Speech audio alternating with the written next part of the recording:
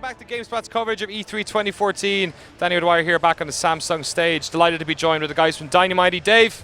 Hello. And Ed. How you doing, sir? You guys are here to show us Counterspy. We saw this last year, PlayStation 3. It's been announced now that you guys coming out on PlayStation 4 and Vita as well. Yes. Awesome. Tom McShay will be very happy. I want to jump straight into gameplay here and see the latest version of it. For folks who've never seen Counterspy before, can you just give them the sort of basic rundown of what we're looking at here? Yep.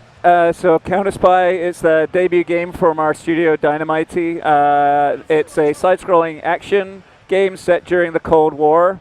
Is that Bluetooth thing? Okay, you need to go backstage.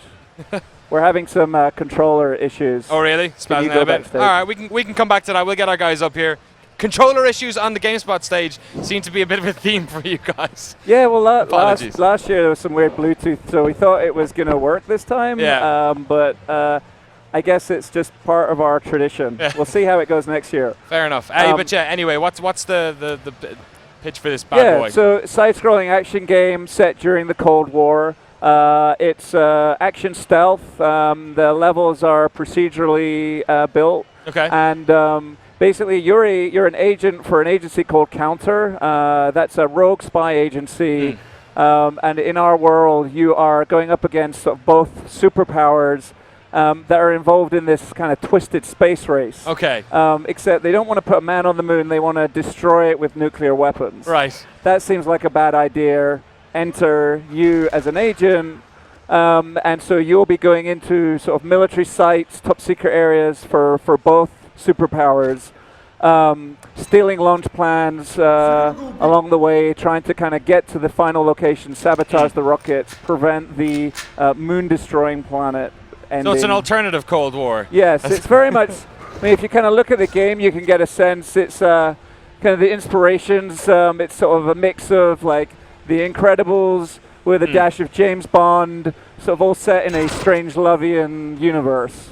You said that this procedurally generated. Are you talking about the levels themselves or the way in which you approach the levels on a sort of a mission-by-mission basis? Yeah, basically levels are stitched together procedurally with content including kind of the layout, also enemies, things that you have to find in the levels are different, so even once you finish the game, when you play it again, you're going to get a different experience. The depth stuff here is very interesting as well. Are you able to go down there yourself? Is it like a new way of shooting people? It's a new way of shooting people. It's we love the whole idea of doing a side scroller. It's a genre we have a lot of love for.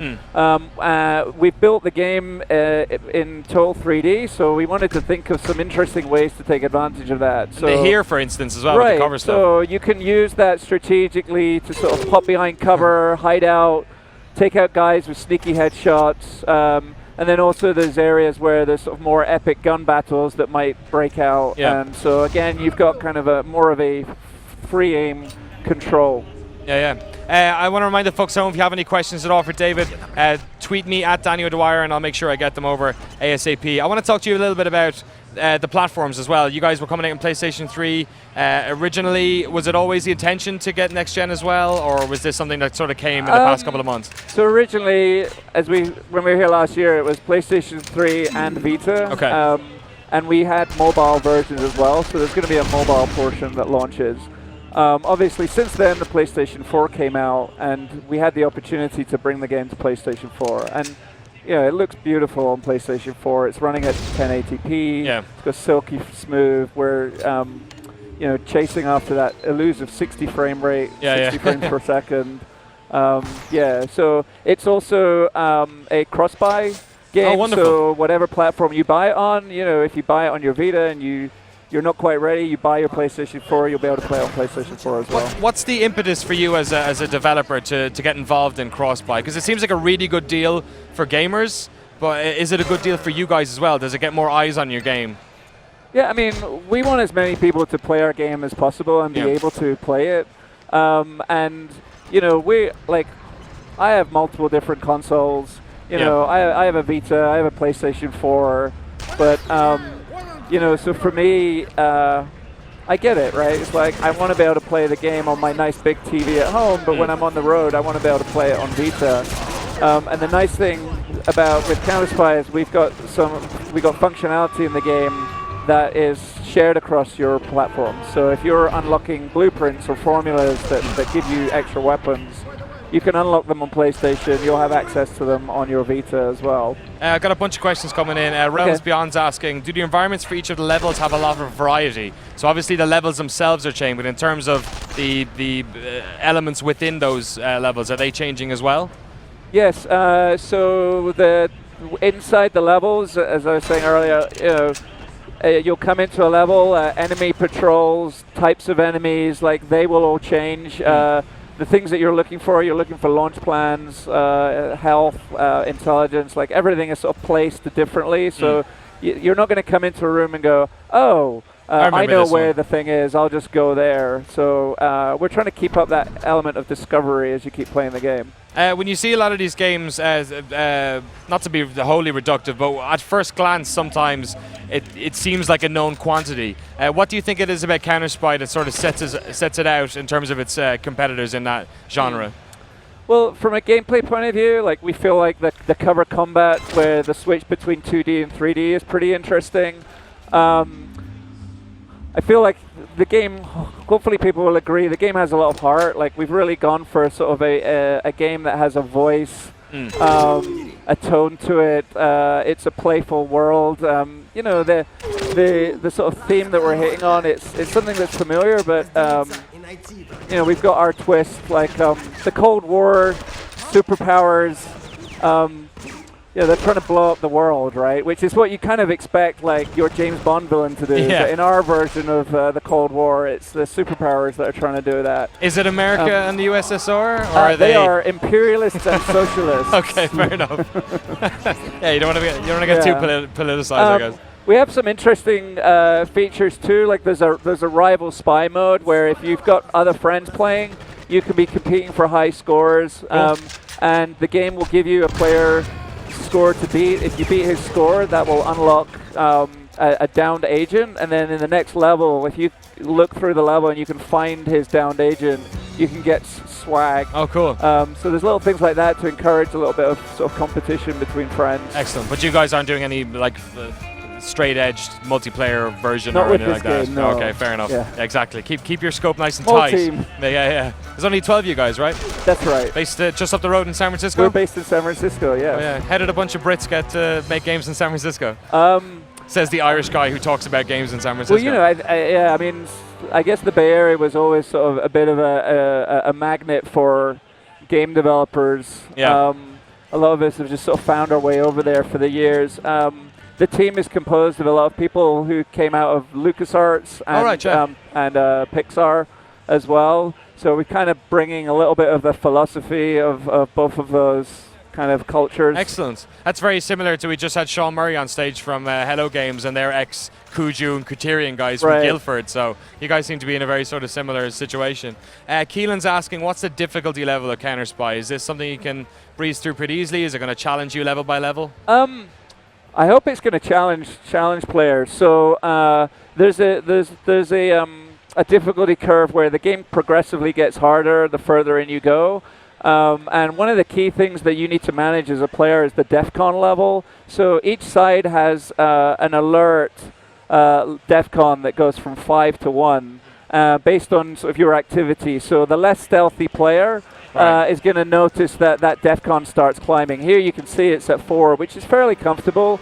If that gets too high, then a countdown starts. Okay. That's bad. If that countdown starts, you then have to book it to the end of the level. Don't worry about being stealthy. Fight your way through and get to the launch computer and try and abort the launch. Because once those missiles go, there's no pulling them back. That's good. So you're almost you're not discouraging people from just going on a rampage, but you're at least giving them some sort of a reason not to, or like inhibiting them. And there's ways you can recover. It's not one of those stealth. We're trying to avoid that sort of sense of stealth where you're like, oh man, I got spotted. Let me just kind of restart. You can see here there's actually an officer walking around. The officers are guys that kind of hold the keys to the DEFCON. Like if you can isolate an officer from the rest of his cohorts, basically you can see here he'll surrender and then he'll lower the DEFCON for you. Excellent. Loads of questions coming in. Rene Garcia asking if it's cross-buy, will it also be cross-save? Yes, you will save. You'll save all your unlocks, so all your blueprints, weapons that you've unlocked will be saved. The game sessions themselves are relatively short. It's kind of snackable repeat play. So, you won't be like, oh, I'm like 6 hours into this game and let me switch. All the things that are persistent that you care about. Basically, all your unlocks, those will be shared across all the platforms. So it's a type of game you're playing for a couple of minutes and then going back to, I don't want to say like almost like a roguelike, but it's not. Is there an end game to this? There is an end game. Well? Okay. Yeah. Essentially, all the launch plans that you're collecting are to sort of uncover the location of the final rocket launch site that you have to get to, and then prevent the rocket from taking off. Cool. Sorry, I've just got so many questions coming in for Counterspy. Any chance of a PC version? They ask this for every single game. I have to ask. That would be a question for Sony. We're working with Sony on this game, so it's all the PlayStation platforms. The mobile version is interesting because it's not just a companion app. There's a full game there. You're exploring levels. You're playing as a different agent. A new agent for Counter that's going into sort of the socialist bases. So we feel like that's a really good way for players, even if you don't have a PlayStation, to sort of jump in and get a bit of a Counterspy fix. When you're deciding to make a game maybe on your own for the first time, obviously you guys have a lot of experience within the industry. Right. How do you land on one concept? Where did this come from? What were your influences involved?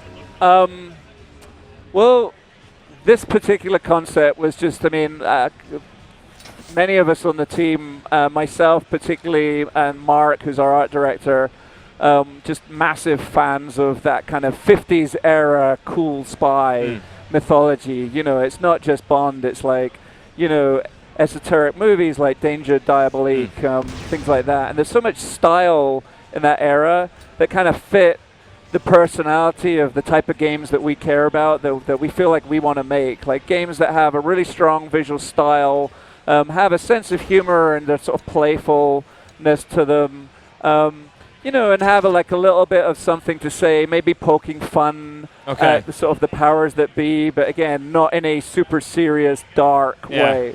Is it weird making a Cold War game when we seem to be living in a new type of Cold War? Will you be making any political... There's no Ukraine maps in the game. It's crazy. It's kind of ironic.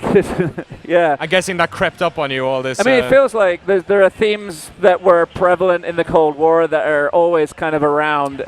Anytime you have sort of big organizations doing big crazy things where you as the population are thinking like, wait a minute, this doesn't seem to make sense. Do you have a release date for Counterspy? It's coming out in the summer. We don't have a hard release date yet, but we're super close now.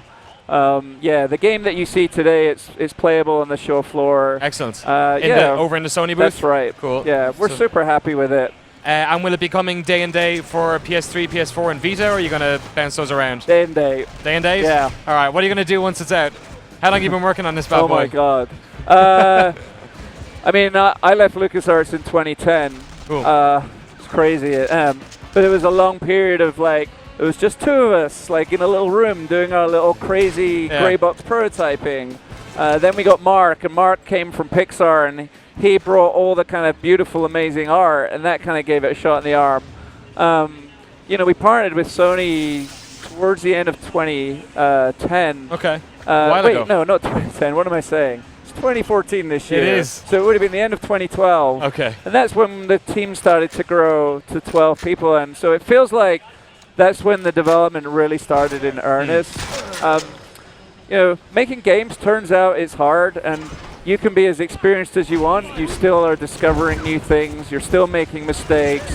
But you still have that passion and excitement for what you're doing. So I'm really excited to be showing the game at E3. It's come on so long. And then I think when it's all finished, collectively, sleeping for a week, playing other people's games, yeah, of course. Taking some time to be gamers again.